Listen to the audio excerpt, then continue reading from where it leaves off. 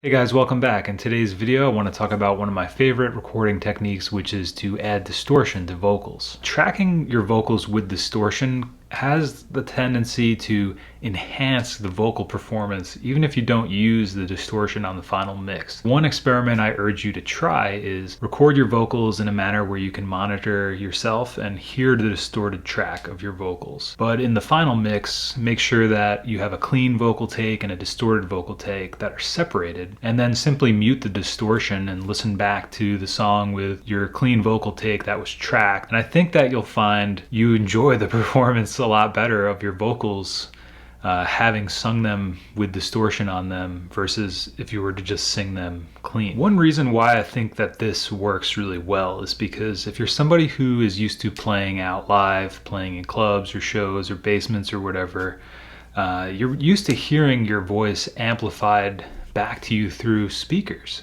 Whereas when you're in a studio or a more sterile environment and you're just recording your vocals through a microphone, you're hearing just a very clean sound of your vocals going into the recording setup. But if you want to use distortion on vocals in the final mix, that's also an option. And a lot of people say that it colors your voice in a pleasing way or adds warmth to your voice in a pleasing way. And obviously those are like sort of nebulous ideas.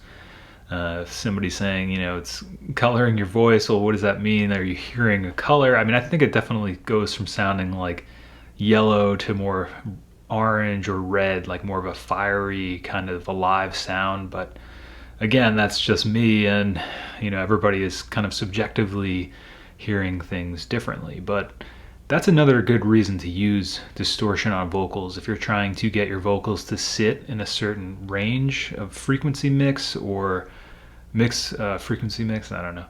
If you're trying to get your vocals to sit in a certain place in the mix, sometimes adding distortion to them can help, and it can help make them stand out in different ways. So maybe that's a better way of talking about coloration and warmth. Distortion on vocals just inherently sounds cool. It just gives it some sort of attitude or excitement. It feels like the vocal is sort of just humming along or kind of coming to life in a way. It's like vibrating.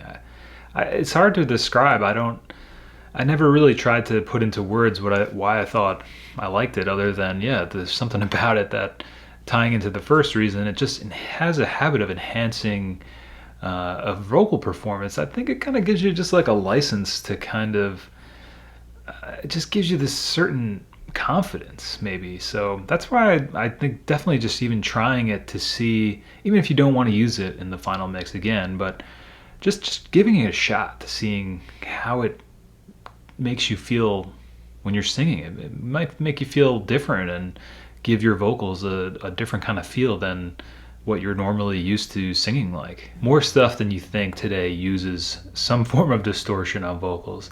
I feel like I've heard it on everything from modern pop music to hip hop to obviously rock. And it seems to be a technique that has become popularized in recording today. Now, I don't know what the theory is behind why that is, but it's definitely a tool that you can use in the toolkit to enhance the sound of your vocals if it's something you're going for. And I think once you learn to kind of pick it out and hear it in different performances or on different songs, you'll be able to use your own palette of distortion and pedals and distortion boxes to add some interesting sounds to your next recording. Special thanks to my patrons at patreon.com/424recording who help support the work I do at 424 Recording. Godspeed, my friends, and make sure you do something you want to do today.